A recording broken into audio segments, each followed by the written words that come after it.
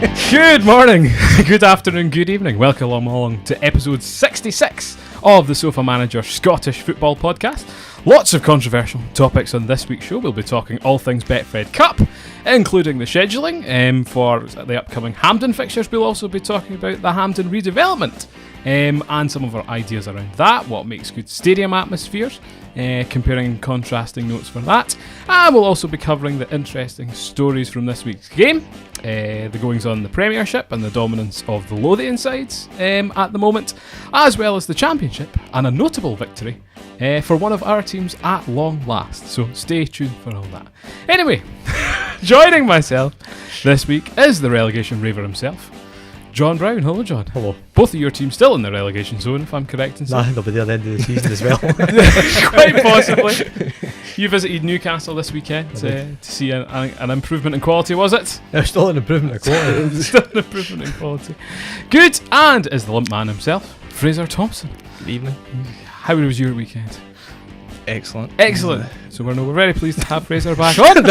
Thanks for that. Nothing else to say. And of course myself, the ropiest announcer in Scottish football, Paul. So let's get cracked straight on. Right, topic number one. What are we going to discuss?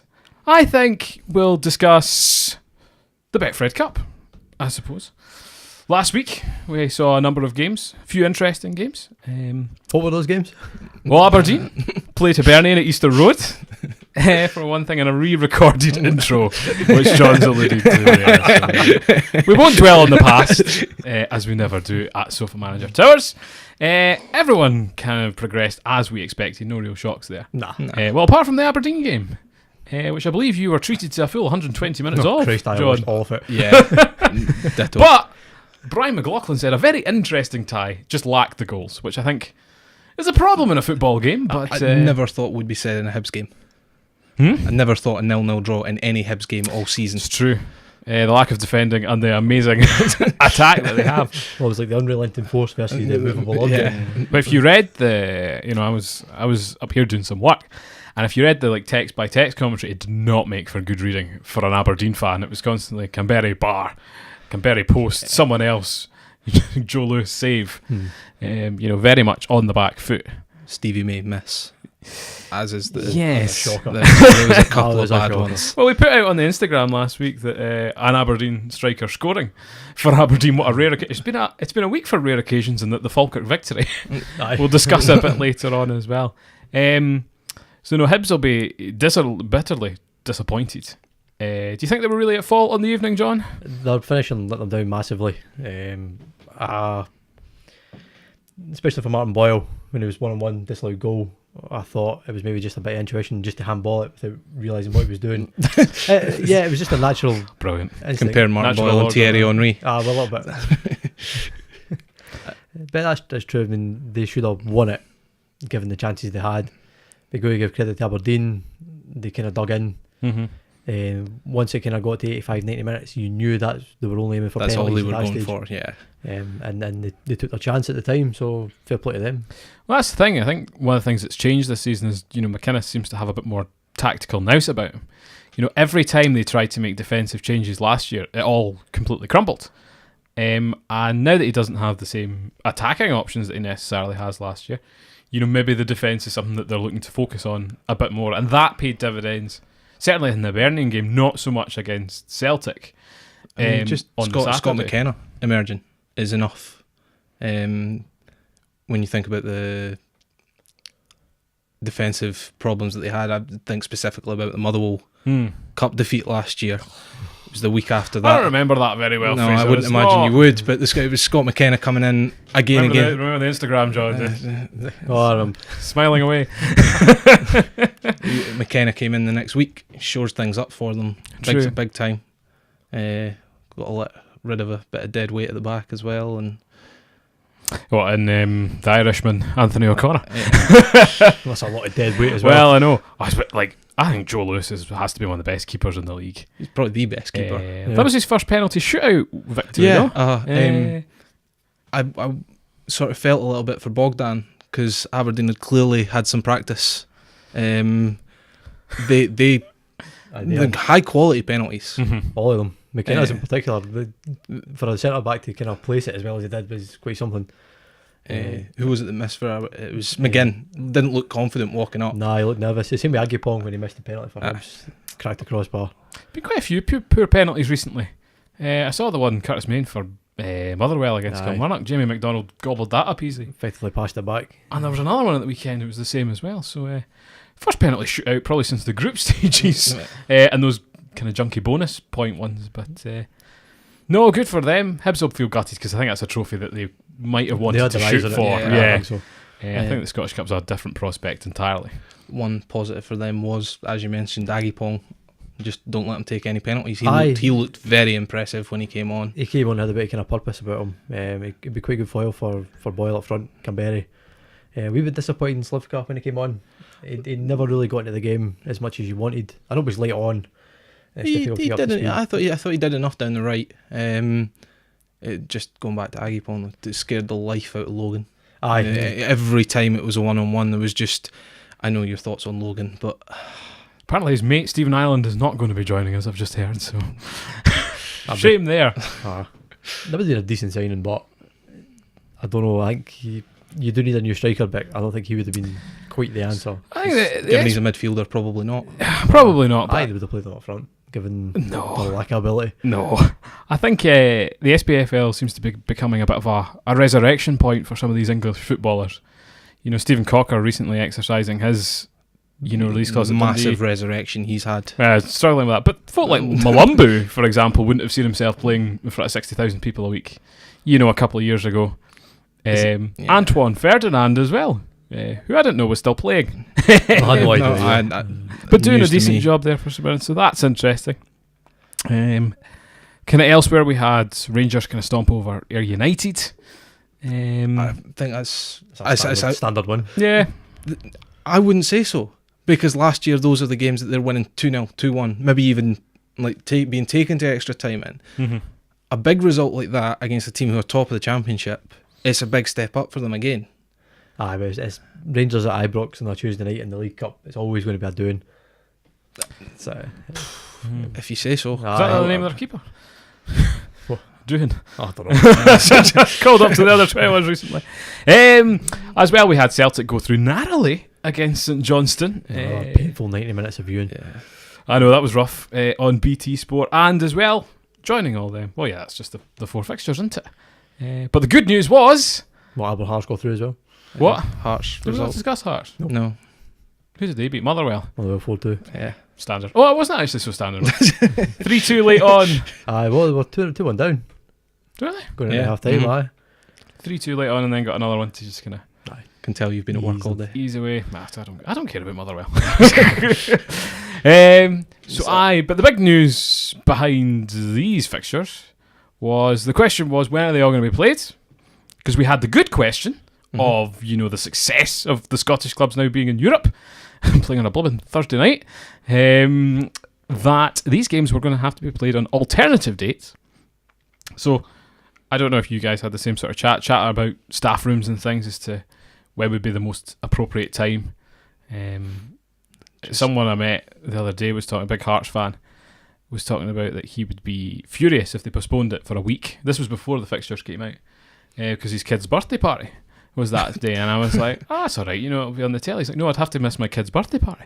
I was like, okay, taking it that seriously. And then...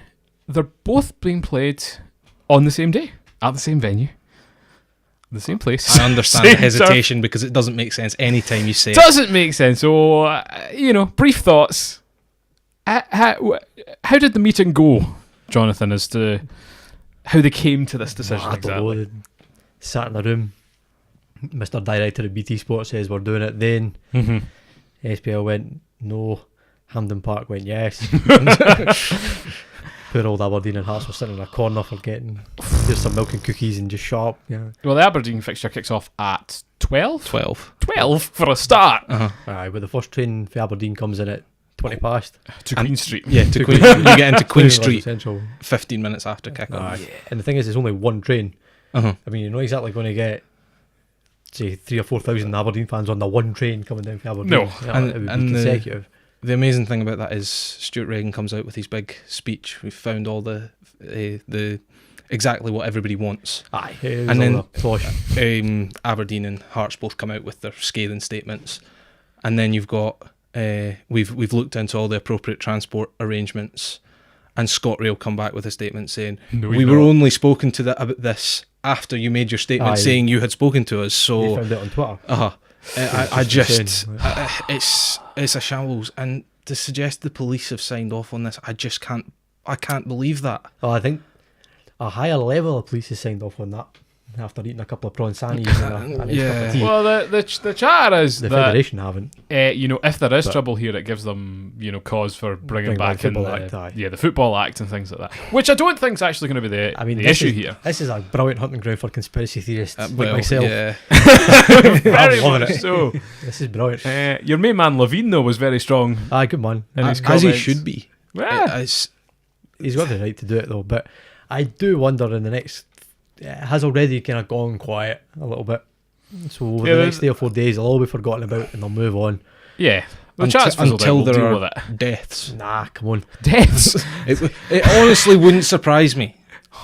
You've got the 4 biggest football clubs in Scotland, all in one city, going against the tides. I mean, one set's arriving as one set's leaving. Yeah, there's issues.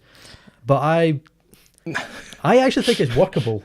But consider it. Okay, because I've thought about this many times, trying to think of this argument, and I can't find it. There is no precedence for it, is one thing. It's very difficult to do, but you would have to come to some kind of workable solution, especially if you're bringing down. I mean, how many fans would Aberdeen take? From Aberdeen? Potentially. Specifically from Aberdeen. Over 10,000. Over 10,000. Right. Possibly 15. That was the number. You have to organise 3 or 4 trains to come down early from Aberdeen with all of them on it. Football specific trains have to be organised. Yes. Right, this will never happen. Well, they have. And you have to get them in, and then you have to find a way to get them from Queen Street or Glasgow Central. Well, both, really.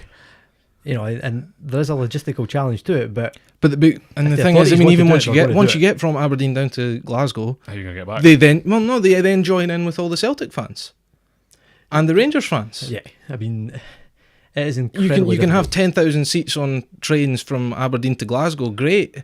Add another 25,000 to get from Central to Mount Florida. I was going to say you can't bus 25,000 Aberdeen fans down from wherever. No. I don't disagree that they're going to have to put specific football. They're going to have to do something to segregate it all out. Well, my problem, that is a segregation right from the train station out to South Glasgow. Yeah, but my problem as well is we went to the Cup semi last year on a train, got to chat with some Aberdeen fans on the way. If I go to our local train station in Aberdeenshire this year, I'm not going to make it to the ground.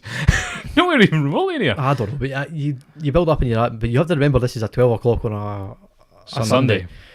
So it's not going to be the same atmosphere as a 3 o'clock on a Saturday, right? Sunday, bloody Sunday, John, you know what they say? Most fans are bused to the game. Yes. Right? Yes. So you have to take them all out of the equation, and then you're only considered maybe 4,000 or 5,000 Celtic fans who won't be coming on a supporters bus. I don't know about that. I think that. I'd be surprised if it was as little as that. I think it's going to be logistically challenging. You have to make sure you're going to have to organise a method of getting them on transport that the police can monitor. Right. Okay. So we are now we're taking this much time to discuss how we're going to get one set of fans to one of the 2 games, and then get the other lot back in, and it's even more. I mean, you're talking so your regular trains back from Glasgow to Edinburgh stop at 11:30. Granted, the game should finish at 9:30. That game goes to extra time. It's 10:15. Goes to penalties. By the time the winning fans leave, you're 11:15. You've then got 45 minutes to get from Hampden back to Queen Street. Aye, and just getting the train from Mount Florida is an absolute nightmare. Take you an hour to get back to Queen Street. Because they will put on a Sunday service. So what else were they to do? Well, you can stagger the games over 2 weekends. And I don't think that was properly considered. I mean, what else is Hampden going to be doing next Saturday, Sunday? But what wasn't there, the contractual obligations that they would be played on that weekend? And I don't know if pressure, or actually any pressure, or a conversation was even remotely had. I don't know. I think that's a problem. I don't think they've talked about it. No, I think you're right. I think that was way too low on the. I think that, quite honestly, I honestly think BT walked through the door and went, "There's a window of opportunity here. This is Super Sunday. Double header. Exactly. I mean, for a neutral, But once this all calms down, I'm 2 games on the one day. Split apart by what? split 3 apart hours by or something? such a long time. It's 8 It's hours. not It is. Super Sunday. It's You got the English 4 bang o'clock game, average Sunday at best, especially with some of the quality that you might see. But to a marketing agent down in London, that is absolute golden. That's true. I hadn't And that is- considered that. That is the only angle that the BT Sport had for this. Mm-hmm. And they kind of showed their hand a little bit. They had Chris Sutton and Stephen Craigan out in their local kind of columns in the Daily Record and whatnot. Stephen Craigan has a column. I'm sure he does. Dear me. Sutton definitely does, and you can tell he had been told to toe the party line, which was really disappointing given his kind of stance for Scottish fans. 'Cause it's just not. It would have worked perfectly had the two been played back to back at different stadiums, which they couldn't really do, having just have bought Hampden. I think that was a big That part helped, of the it problem didn't there. help. Is you can't go from the discussions of the week previous Aye, to actually, do you know what, we're going to use it some of the time if it suits us. And then I don't think Murrayfield are going to be our best pals at the moment Murrayfield either. handled it quite well publicly, at least. I mean, I Yeah. don't know, but I falls on the SFA's shoulders. Have a bit of a backbone and Make the right decision. make a decision that suits the fans that make the game. would have been more beneficial to have both games in Glasgow same time, but have the Rangers Aberdeen game at Parkhead and then have the other game No. at Ibrox. You could not do that. I don't know. They're I don't far know, enough you- apart. They're on different tube lines. I thought you weren't Still, allowed to you're- play those two. That's The two are never allowed to play on the same nonsense. day. But you They used to No, do right, I'm these sorry, but if quite we're going to throw in, we're going to play two at the same stadium on the same day. You can I play may as well both, be the two stupid in at this both point in games. time. Let's be honest. I can get away with murder at the moment. I look sensible. But The easy thing to do, well, not easy, but I think the most logical thing to do is to move one of those two games back a week, even if you move them both. Move them both back. Could they play them the Saturday, Sunday, the following weekend. the following weekend? I'm not convinced whether they could because I can't remember when. But if the broadcasters told you no, then you're hamstrung. And that's But I don't see why the my opinion is an Aberdeen plan. Play the Rangers game on Saturday. They've got a big enough squad. Deal with it. do they?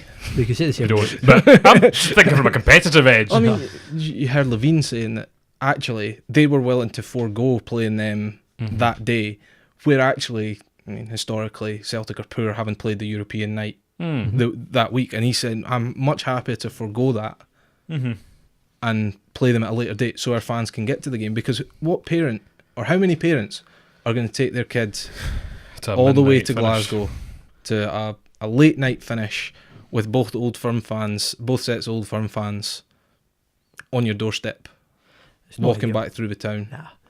I just, It's a challenge, and it's I have more than a absolutely no challenge, sympathy it's bloody whatsoever. ridiculous. Sorry if that needs bleeped.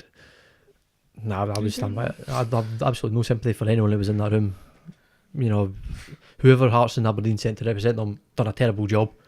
But these clubs at the moment are screaming for change on a number of fronts.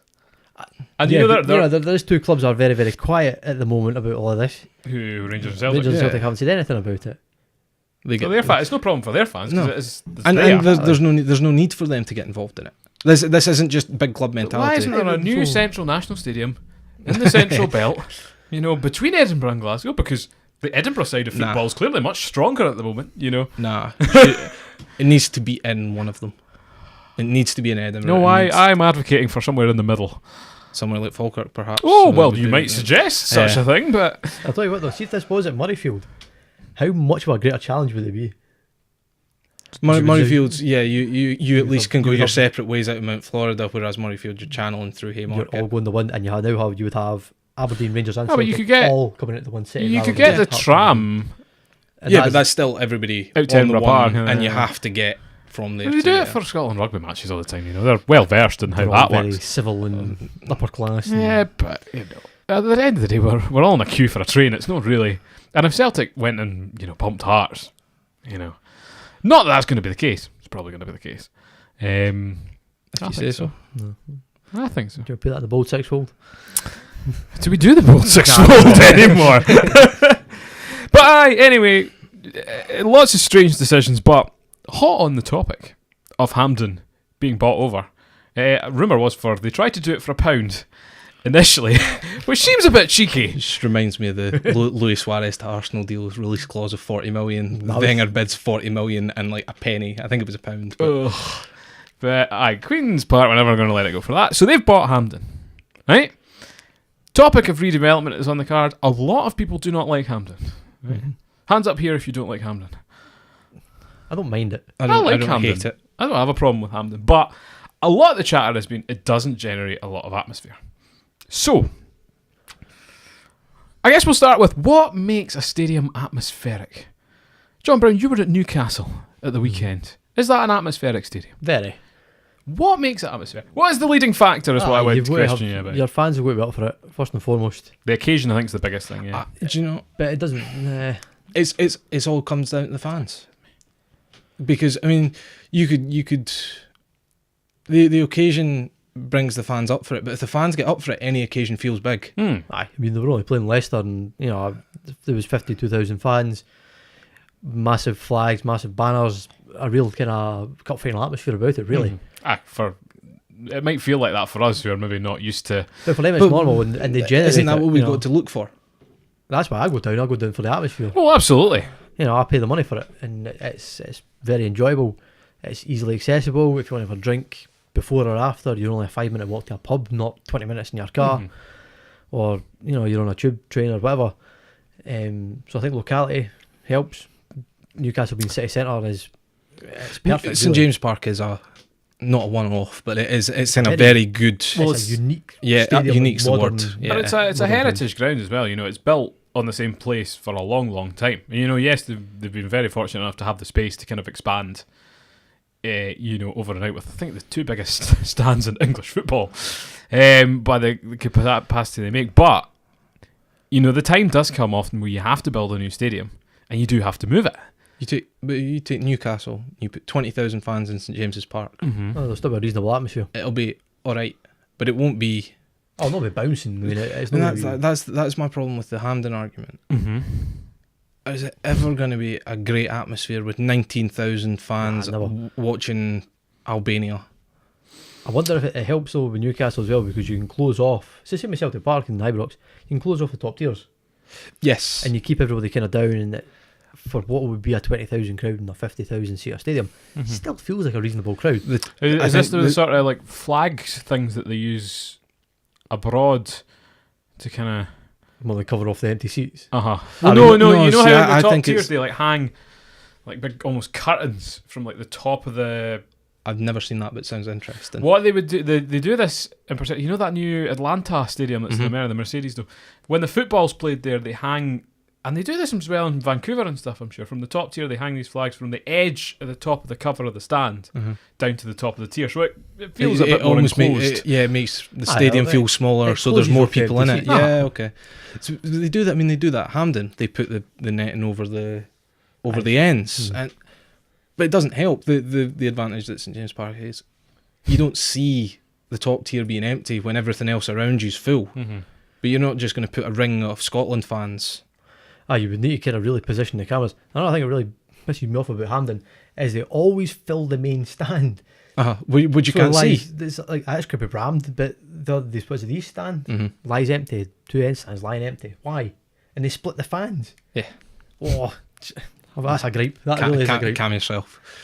That's the thing. When we went to the Belgium game, we paid a little bit extra for the sort of the non-end view, right? And I swear it must have been one or two sections difference. And again, the sort of end view was literally the start of the curve round the corner. It wasn't... you're looking along the goal line, and that isn't an end view. So one of the main gripes about it has been the distance you are on the either end of those pitch. So if you redevelop that stadium, do you kind of square that off?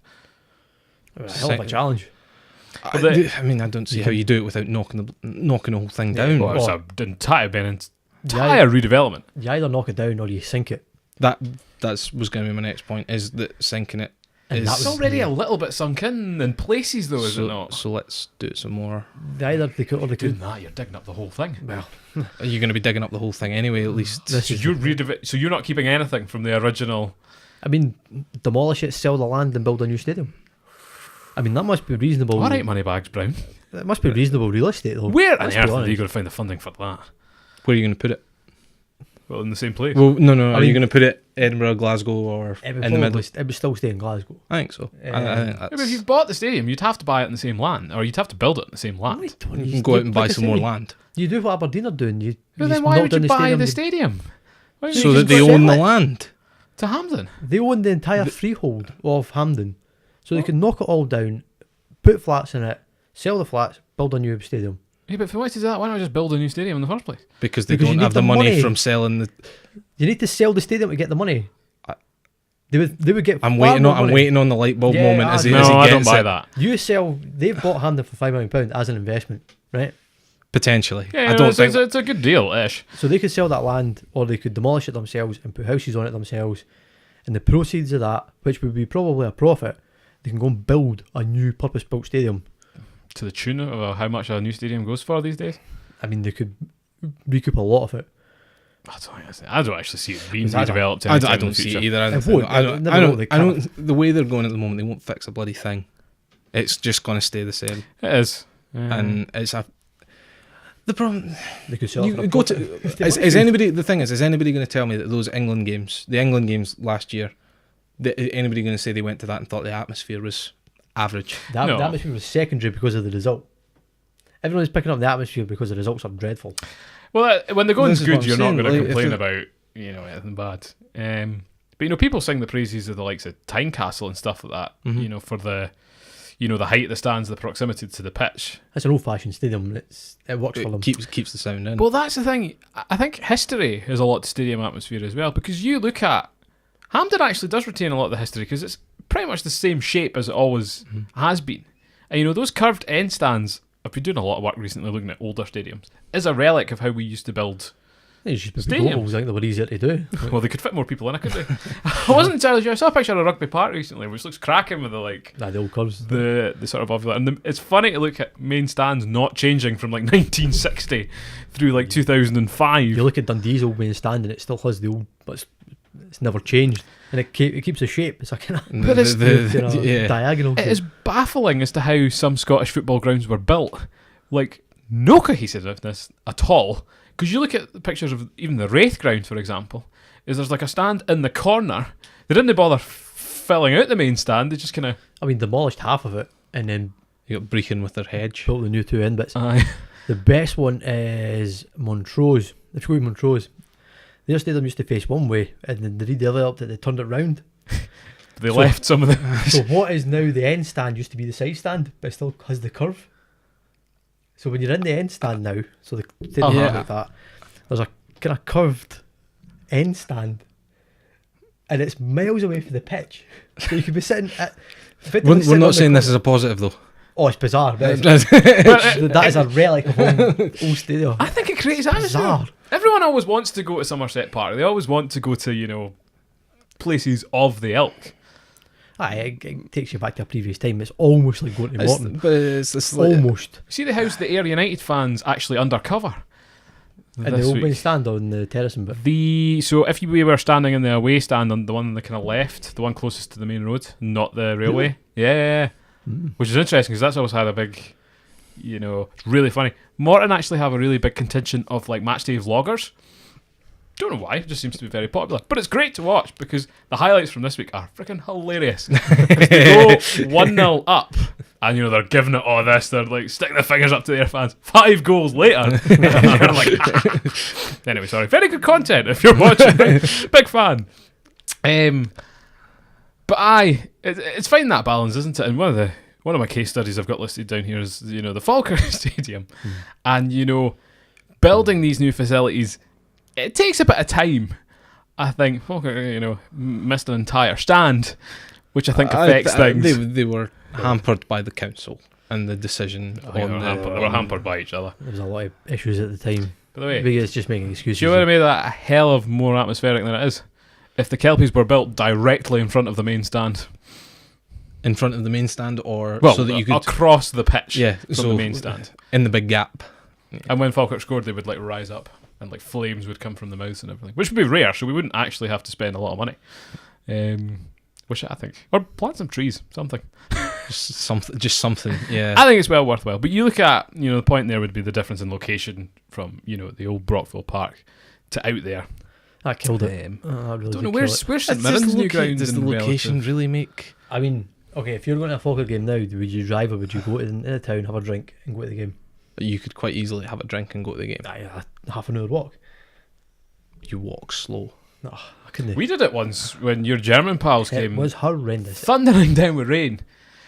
John, gosh, God bless them, invited these poor Germans to get a taste of Scottish football. No, they weren't just Germans, they were Borussia Dortmund season ticket holders. They were showing us, still speaking of atmosphere, these amazing videos of winning, like, what, the Bundesliga. Well, one of them was a Borussia Four or something? Dortmund season ticket holder. One was a Waldorf Mannheim fan who are an absolute nut job team Right. down in the kind of Rhineland. But they won like the 3rd division or something, and the scenes at the end of the match, and we watched. I think Falkirk actually won 4-0, They won 3-0 against Dundee United. and it was awful.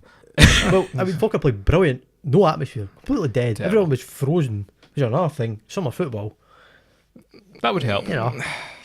Right, I've not had a better did we game than like the Betfred Cup 2 years ago when I was there in my shorts, my sunglasses. Actually, a lot of the Sofamanager like cover photos I use is a sunset picture from then. That was against Elgin. Aye, that was great. You go in there for, I don't want to say an evening's entertainment, but you're not. There's a difference between going to a July League Cup match than there is a Saturday afternoon at home to Alloa, whatever. Like, I would much rather watch that game, even in the mid-teens, than what will be -3. Well, we're getting towards freezing in the moment. yeah. But I think that adds something as well. See, So when it gets you- cold and aye. you're going to the football. Frost- or So we're asking for an indoor national stadium then. Yeah, with a roof, seating. not a bad idea. Just a roof that covers everything would be nice. Yep, space heater. Let's not get soaked Funny thing, midway through the there's- game. There's a facility in Motherwell, Ravenscraig. Ravenscraig, Yeah. which you're not actually allowed to play international matches in because the roof's not high enough. Yeah. Which is a purpose-built facility. You're like, so I don't trust the SFA to do anything. Moral of the story. Anyway, sorry. Lots of other interesting stories this week. Premiership. Rangers lost 1-0 to my team. If you were listening last week, and if you commented angrily on the podcast Instagram, you clearly didn't listen last week. My new team. Fraser, is this news to you? Might be. Live it till I die. Hashtag. If you say so. Actually, quite a good Twitter account I came across today called Live It Till I Die, who basically said something along the lines of, I don't need a girlfriend, I will simply, words to the effect of, get with Lee Miller's FIFA card for the rest of my life, which I thought was very intriguing. But they won 1-0 at the Almondvale, and it's now Hearts, Hibs, Livingston is our top 3. Did you catch any of the game at all, John? What's your second half? Great result for them. Good result, sort of good tactics. Mm-hmm. Done everything they needed to do against the Rangers attack that was lacking again. Mm-hmm. They've achieved what, 0 points away from home this season? Yeah. They have at least one. Oh well, No, they've got two Two because draws. they got one. They got Motherwell one has at won. Aberdeen as well. but no away victories for them. You say the same about Celtic though. Celtic actually below them on the away form table. But then it's actually a problem for both of them. In that Hearts still picking up points, Hibs picking up points, Livingston picking up points. Livingston picking up points, and furthermore, we shot down about top 6 last week. It's getting closer and closer. And Kilmarnock aren't that far off either, let's be honest. Kilmarnock were freaking sensational. Aye, they're looking really good. I hate that, but they're looking really good. I was seeing even like folk like Kirk Broadfoot really stepped up for them over the I weekend. said it before. I'll say it again. Steve Clark's the best manager in Scottish football. Oh, by far. Nah, a long way. There's Who's he going to get the call from though? Like, why? I think he's quite comfortable where he is. Doing well. He won't be paid that much, but I guess he won't be bothered that much either, will he? He'll have the. Oh, he'll have all the money for when he was he'll have down in en- England. He'll His have Brom job. enough. Well, that's true. So he's And living the way life this there. season's going, European football next year potentially. That would be huge. If I can't remember the last time Kilmarnock were in Europe. A long time ago. Well, Actually, I'm not Greg sure. Stewart was looking fantastic as well. Would it be that long ago? Did they not have a couple of cup runs? Yeah, well, they won the cup in '97. Mm-hmm. Who did they beat? I can't remember. No idea. I go was offside. Oh dear. I thoroughly enjoy watching Kilmarnock at the moment. They did alright against Celtic. No, was it Rangers last week? They beat They beat Celtic last week. Celtic last week. There you go. So, and they finally got something out of Greg Stewart, which I'm incredibly envious about. But no, Dolly Menga scoring for Livingston. His first goal in how many years at club level, Fraser? 5. 5 years. Thank you for your Instagram post earlier. Darn! Taught me that one. Over at the Sofamanager Instagram, we are too informative for our own good. So check that out. But he actually looks fairly decent, not going to lie, and is held up by a pretty darn good team. But Rangers fans running amok in that game. The coin throwing incident, the linesman was a bit of a weird one. It looked bizarre. It almost looked they'd been like. It looked oversubscribed. Yeah, I was going to say over allocated. There was far too many fans in that stand. They were standing like. Actually, if you've ever been inside Livingston, there's quite a distance between the sort of front row and there's a kind of concrete wall. And it looked like there was 2 or 3 deep the whole way round. They're standing like on the concourse. It looked. A few extra tickets may have been kind of sort of dished out, or somebody's been given a boost over the so not great there. What was that? 7,000-8,000 people there though, or 9,000? It was close to a sellout. That stadium holds just over 10,000. So I think it was about 9,000 people were there. It's good to see. It's fantastic considering there was 1,900 for Hamilton the week before. It just shows you insane. though. They've got a great bunch of fans though. Small, compact contingent, but they do their thing well, and they're having a great blooming time. Or we are having a great blooming time at the moment, I should say. We'll accept free tickets, by the way. Just saying. Elsewhere, Celtic, in typical fashion, aren't playing well. Beat Aberdeen to boost their confidence. They're getting better. Good grief. Do you know what? They were quite lucky to win that game. I thought the Sinclair finish was inspired. Have you seen the back heel at all? Aye, yeah. Seen highlights. It was great improvisation, essentially. And Aberdeen will be kicking themselves, but did they offer anything going forward? I think they did. Gary Mackay-Steven could have scored at one point. I don't think they were as threatening as Celtic, for example. Our main man McKenna tried to give a wee 2-foot to Edward. Jet Li style. So has he been picked for the most recent Scotland squad? McKenna? Yeah. Okay. Not one Livingston player though. Damn it. Why did you bet on that? I was waiting on Sib's call. I think there's a few other names. Who's the keeper? Livingston keeper? Oh god, that's a good question. Neil Alexander. No, he retired at the start of the season. Livingston keeper. He's a young keeper who a lot of people were looking for to be called up as the third keeper, not as any kind of challenge, but quite right. Do we have any young keepers or many young keepers? Archer's the only one that really exactly. About, and every time he turn, any time I see a highlight of Jordan Archer, it's the ball going over his head. Or should come to Falkirk, get more practice. Double the last struggling as well this season. So I saw a picture of their ground the other day as well, and the sort of skyline of Canary Wharf and stuff in the background looks really cool. Despite the fact it's got this really thuggish reputation, it's only kind of miles from millions and millions of pounds. I did wonder though, actually on the topic of Millwall, remember Murray Wallace? Yeah, played centre back for Millwall. Was he not left midfielder years ago? Nah, he was always a centre back. Centre half. I actually thought if Millwall had actually sort of progressed what they had done last season in the playoffs, he was in for a call up 100%. He's developing really well. Really? Okay. In England, We've got a few centre halves coming through, although I mean McKenna, Suter. Yeah, I like that, but I like they're that. on their way. I don't think they're not. They may not be there yet, but I think you would just continue to play them in the national team, just let them get used to it. They might start, they might not develop. It'll be interesting to see how their careers progress, because traditionally our centre halves have always been like Premier League or Rangers, Celtic players, and now you're kind of going for sort of Hibs, Hearts, Rangers. Yeah, but they're a lot younger though than. Yeah, that's true. There's careers. And ahead I mean, of them. McKenna's already been linked with Premiership.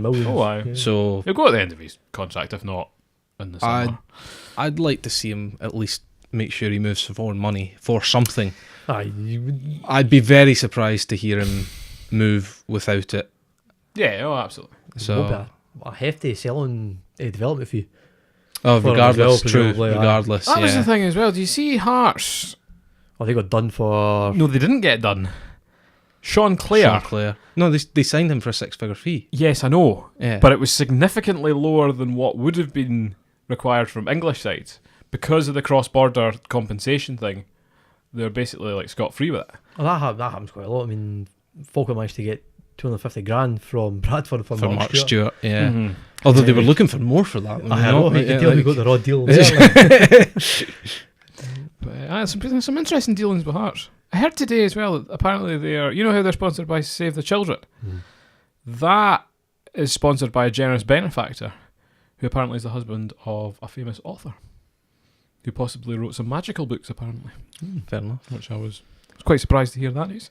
Elsewhere, Dundee got off the ground, beating Hamilton 2-0, freaking finally. Although Hamilton hit the crossbar 5 to 8 times in that match. Also, Hamilton, if you're listening, New Douglas Park now has AstroTurf behind the goals. Yeah, please close the door. The gate next to the goal is wide open. So every time someone strikes it wide, and that happens a lot in Scottish football, it goes careering through this gate, and this ball boy, why he's standing inside the gate, I don't know. There's no point. If it hit the gate, it'll bounce back. Is there a roof on it? I don't know, but it's ridiculous. It goes through this thing all the time. They were quite unlucky. I thought they could have had a few. Again, they just didn't have a striker and any creativity, but James Keating's, I say, he's moved there as well. No, I think both of them will be fine eventually. You think? St Mirren's the real concern. Well, they only got beat 1-0. It's never a good sign. It could have been more. But, apparently Anton Ferdinand there to turn them around. So you know Rankiri's going to win the league. One day. I think they were a bit ambitious. Maybe the championship. But they've been signing a few more players this week, so they're trying to turn things a little bit. I just don't see Dundee. They just... I was going to say there's just no signs. Yes, they won at the weekend, but like you say, Hamilton should have won it. So that's true. It'll be tough. I think it's going to be a very tight, and it probably will go down to the last game of the season because there's no way Livingston will bold predict. And Colin Levy too. That's. Do you want to see Livingston doing that for the rest of the season? Pre-season predictions. The look that Darren and yourself gave him when Livingston wasn't his bottom team. It could still happen, must be alright. It could. It won't. One defeat and that entire confidence is shattered. I don't know. We know the legendary tactician that Gary Holt is, John, so... You'll be 3-0 up my semi-final and you can beat 4-3. To be fair to him, that was... stands with his hands in his pockets. That was his blooming second game. It didn't matter. I was talking to someone about that total disaster today as well. And there was another game with St Johnstone, but they got beat off someone. I forget. Who cares about St Johnstone? Who beat Probably St Johnstone? Motherwell then. Oh no, Hearts beat St Johnstone. Yeah. It was pretty standard. Callahan, former Hearts player, scored against them to get his debut goal, which is ironic play against Hearts. But right, Hearts now up the top on 19 points, which is 5 clear of anyone else. 5 points. At the moment. But the next 4 games is like Celtic, Aberdeen, Celtic again in the cup. Right. Depending on when they are. They're away at Ibrox on Sunday. And then Hibernian as well. I think it's the last one. That derby is going to be freaking insane this year. I think it's a Friday night as well. Oh Jesus! Get all your natural order chat back out and all that jazz. I'll be cracking. John Closet Jambo will be there in attendance. I know I'll be down in London with them. Oh well, Millwall then. So interesting stuff in the Premiership. To the Championship now. Falkirk win. Were we there? No. Are we picking backing on that? So there is light at the end of the tunnel. Falkirk beat Alloa to get off the ground. 3 points now, just behind Alloa in goal difference. Happy days. So relegation might not be the prospect in question. That's just a delayed relegation. Yes. Took Rangers man Zach Rudden, who seems to play really well away from home. His key form could be one for the future there. Rangers looks to be quite impressive. Anybody can look impressive. When you you're talking a Falkirk Alloa game, you'd like to hope somebody from Rangers will look impressive. So that's good. Big for confidence going into next weekend's derby. First derby of the season against Dunfermline. But the question I get a lot is why it's actually a derby, because they're technically not the closest team to us. but it's one of our fiercest rivalries. I'm going to hand this one to you because I've not got a clue. Nah, I don't know either. Well, that's... I just know they're smelly fifers. And they've only got 9 fingers and web feet. And Well, they got a victory against Partick, which was big for them, live on Friday night television, which I had no idea about. Who cares about the Alba coverage, by the way? Like, It's always good to see football on the TV. Like, why would a Gaelic man want to watch Dunfermline against Partick? or what to the point? Well, aye. Why would anybody want to... Well, no, exactly. Apart from, I mean... there was actually, you know what? We were at the pub on, was it Friday night we were on the pub? Yes. On the pub on Friday night. And guy in there was actually watching it on his phone. I was like, crazy. I mean, I'd rather it was on the TV than it wasn't. That's true. Like, I mean, I switched it over quickly, saw what game it was and turned it straight back off again, granted, but it at least gives me the option to watch it if I wanted to. But surely if they were going to pick a Friday night game, Falkirk Dunfermline on this weekend coming up was a much more... Yeah, sure. But Interesting they figure. not do it every Why? Friday. Why? Is it not every Friday? No, it's Nah. very sporadic. Right, It is okay. very sporadic as well. I don't know what the... If they were to do every contractual Friday, then at least maybe you drum Build a bit of up an momentum. audience You that... have the Championship Friday night football, Alba.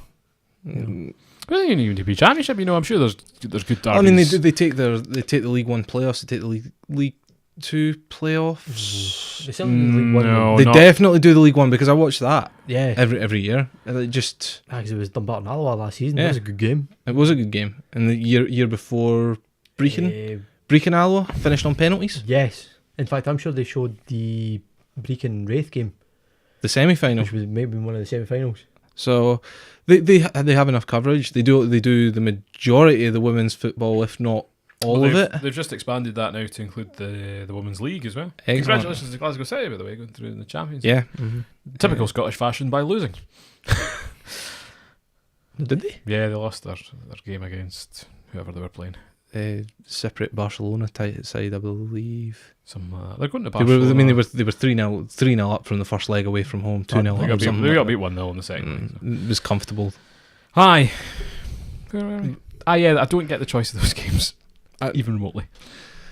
And they've not actually featured Falkirk for a number of years, so someone does know what they're doing No. on some level, but it'd be good to see them pick a few more interesting ties. Falkirk today as well announcing they've signed Prince Buaben, formerly of Hearts and Dundee United fame. Can't think of anyone else. Went down south for a while, but I can't. He came Probably. back up, tail between his legs. He did really well for Hearts when they were in the Championship. Not so well in the Premier League. Yeah. So maybe it says the kind of level. I mean, you're talking about League One level, so. Well, I bottom half of the Championship. Oh, that's what he's talking about. Yeah, brutal. Like, I mean, he can walk into that team. Feeling Mhm. confident I could walk into that team. It's pretty. Fraser could walk in I- that team. Oh, Fitness probably. level. Maybe. It's an interesting sign. You know, I always remember him as someone who was very strong, so he could perhaps replace another experienced midfielder that I Yes, I please, may get rid. suggest. goodbye. So that'll be interesting to see. Predictions for that Dunfermline match. It's quite a big game now that the two are kind of Well, I'm Well, actively I mean, avoiding it. you contractually that obliged. the Dunfermline winning against Partick maybe makes it. Nah, Dunfermline will cruise it. They will. I'd be. Nah, I don't know about cruise it. I don't know about cruise it. 2 or 3-0 comfortable. 2-0, 3-1, 2 goals. If there's a time to get the Falkirk team fired up for something, it's now. If there's one game to play for this season. There's a modicum of hope. Name one of those players that gives a damn about. Yeah, but players are always like a derby. I think irrespective. It's their They want to impress the only fans. opportunity left to win back the fans. So, yeah, to win even a little bit. Here's that. and here's a lose that question bad, for you, right? it's How karma. effective as a fan is chanting for a footballer? I have no idea. You need to ask a footballer that question. It helps. Well, I mean, take it from Professional Scotland internationalist and Broncos player Fraser Thompson here. like if you've got anybody on the sideline giving you anything to go off of, it just gives you something extra other than I'm just. Well, I mean, in their case, true. clearly not in my case. I'm being paid to do this. You've got somebody on your back telling you look what at you've you. not done right, but giving you that confidence when you have done something positive. Aye. It just gets. I've always wondered because you know some of the things people chant it's totally irrelevant to the game in front of them. It's like I mean, some of the stuff like you see Mexican waves going round. That's never a good sign. If a fan has Never taken the happened at time, Falkirk Stadium. if a fan has taken the time to start a Mexican wave, whatever you're doing is boring. Yes. But if you can get a chant that's going with the game, anything, you just can build up momentum. yeah. You build off each other. I mean, you see Celtic in the Champions League. There's no way you can't say that atmosphere doesn't help in that circumstance. Rangers will be the same on Thursday night. Yeah. It'll be the first real atmosphere on a kind of European stage that Rangers will be able to portray. Well, they play what? Rapid Vienna. They've sacked our manager. Managerless. Echoes. After Rosenborg. Was it Rosenborg? I sacked our got manager. rid of. And as well last year when Celtic played Anderlecht. Yeah, they were in a crisis as well. So Bodes good well. signs for them. Yeah. Rapid Vienna have been absolutely mince this season. Although managed to beat Spartak in game 1. But they're 18 points off Salzburg at the top of the Bundesliga. Salzburg beating Leipzig as well, though. I mean, there's enough to. There's enough permutations there to make it really interesting. Maybe the Austrian league's a wee bit stronger than You give it credit. first thought. Oh, absolutely. That Central European, there's some good teams there. You know, folk like I mean, Basel and there are, Switzerland, and The football's fantastic. It's pacey, it's direct. It's well worth a watch.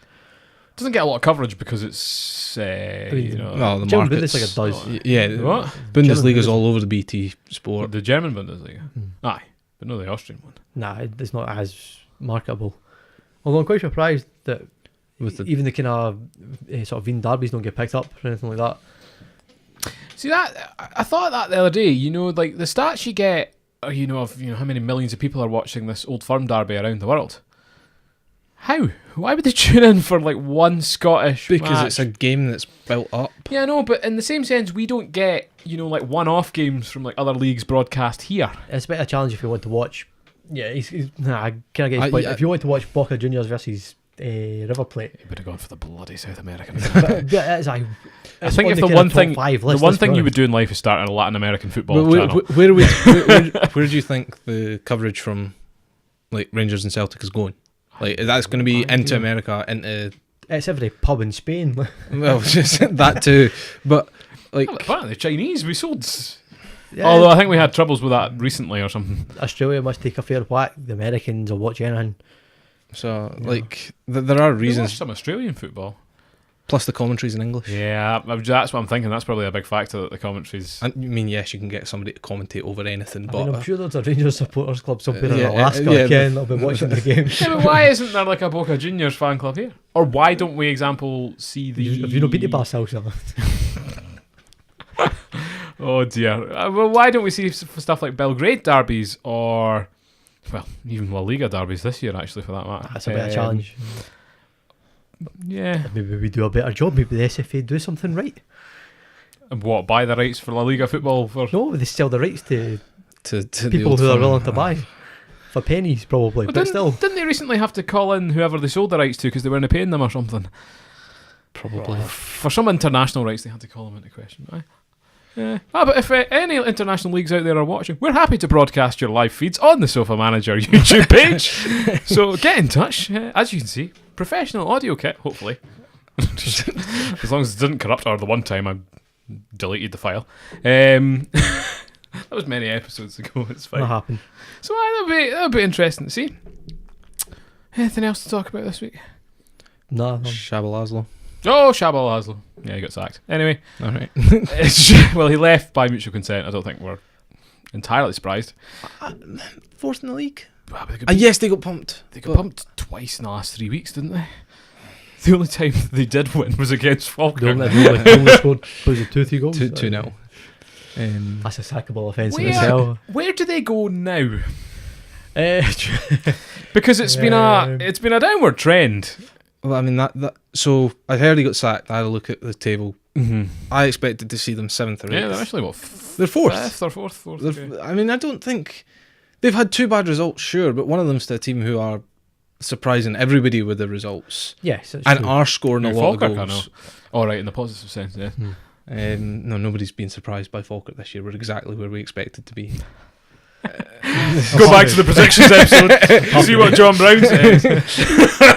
Aye, thanks for that. But Aye. I mean, you do Ayr with, Shankland and Yeah, nobody expected it. But Dundee United, I think. Yeah, you go. Sorry. No, but they've just had it in for him for the start. It Shabba. wouldn't have mattered what he had done. I mean, that's less than a year. He's taken them Nowhere. to semi-finals of the playoffs, and he's in the playoff race this year. Like, St Mirren were always going to win that league last year. Xabi Laszlo wasn't going to change that. Certainly from about January time, they were 100% Oh, going that into was it. that was The Ray, biggest that was Ray feeling McKinnon's doing. The biggest feeling at Dundee United was they spent money when they didn't have to. They didn't have it either. No, but why would you buy in Moshney and Ralston when you knew you weren't going to win the league? Yeah. You're Why just would going to you have do to that? get rid of them. What a It's just a waste of wages, if nothing else. Yeah, and you could have kept it and you could have put more into it this season. You'd feel a lot of pressure though. Same with Falker. Falker did that when Rangers Aye, I from know. the league. They spent stupid money. That's whatever. Aberdeen spent huge amounts of money to come second. Yeah. In the Had to, season that though. you could win it. Probably had to. There was an obligation on Aberdeen at that stage Yeah. to That's push. true. If you didn't keep that title race close, then There was nothing. that was yeah, exactly. And now that the one time the league's blown wide open, we're nowhere. Who is out there managerially for them at the moment? It's a tough Ray pick. McKinnon. I'm sure he'd. Somebody hate Ray. Somebody hate him. Apparently he still lives in Dundee, though, so he's been getting closer and closer commutes. So, who? It's a tough pick. I mean, I think Hopkin went down to Bradford. Bradford. Oh yeah, he just signed recently, didn't he? He's away. Stubbsy's out of a job. Yeah, maybe. Robbie Nielsen was like with it. I think Nielsen sees himself as a bit of a aloof and wouldn't actually take No, a I don't championship think job. Nielsen would go that low. Although He's yeah, I still think he looking probably like a needs to. Yeah. Yogi. I seen that like Nyon retired from. Oh no, I read an article about Mark McGee this Oh, week. he's retired. He has given up on football and is now taking to try and organise Justin Bieber concerts or something like that. Who was that? It wasn't Coldplay, was it? It was somebody bizarre. It was someone very famous. I was like, imagine that conversation with Mark McGee. It beggared was it? belief. Because I'm sure it was Bieber. It was someone. Like, No, it was was it- someone that performed at Hampden. Is it Beyonce No, it wasn't Beyonce. or Jay-Z? I don't know. But anyway, If Mark McGee talked to Beyonce, she couldn't say no. Let's face it. Oh god. Aye, still very much regrets that to this day. What on earth were we talking about? Shabalaz. Well, Dundee United. How do we get there? Yeah, not a lot of choice for them at the moment. They'll just be kind of rummaging about for sacked managers. I mean, I still think that title race is still open there. Oh, it's always open in the Championship. Ayr aren't going to hold steady because look, they I got don't know. but they got hammered by Queen of the South a few weeks back, so they're capable of having a that mate. result just happens every now and again, though. We Falkirk absolutely destroyed Dundee United 6-1, still finished 8th. Sure, that's a funny thing. One of the only Falkirk games I missed last season was the 6-1 drubbing. I was at Stirling Albion that day and they got beat like 1-0 off of Montrose or something like that. Freezing cold day. Dismal game. It'd be interesting to see how Ayr United go. Obviously top of the league. If they go up as well as Livingston, I'm going to cry because that's two very small scale teams, relatively speaking, have sailed by Falkirk and laughed along the way. Mm-hmm. As long as it's not Morton, that's fine. Shanklin's biggest problem, by the way, is still Stephen Dobie. But, Why? He's outdoing him in almost every stat going. Yeah. But Age. Yeah, I know, but It's just a number. I'll tell you If one you- thing. but- Ayr United are entirely grateful for Stephen Dobie because it he's is. currently the best player in Europe statistically in some measures, by the way. I would agree with you. I know where you're going to. Yeah. It's keeping at least a little bit of the interest off him. Yes. It's taking all the heat off of Shanklin. I don't think he'll do anything. Because you look at the best Championship striker of seasons gone by. You look at someone like Simon Murray, right? Where is Did he? he ever? He's South Africa. Oh, Did he ever do the business in the Premier League? but he was useless in the Championship. Have you He's like seen one of the top so scorers. Stephen Dobie's stats? He's played. What was it? Is it? He scored 90 goals in 160 games for Ayr. Mm-hmm. In I think it's like 200 games for all the other clubs he's played for over the years. Barely did anything. How many goals? Yeah, not a lot. 40. But that's not what people will remember. Which is what he's creating as a legacy, essentially. At least Shanklin scored elsewhere. It's all in the same league, yeah. Doesn't look that fit. See, when you watch him, Still got 8 goals I in as know. many games as Dobie's got 9. I know, and that's all well and good, but when you step up, the Premiership is way more athletic than the Championship. Chris Boyd was never fit. Look what he managed. But he has...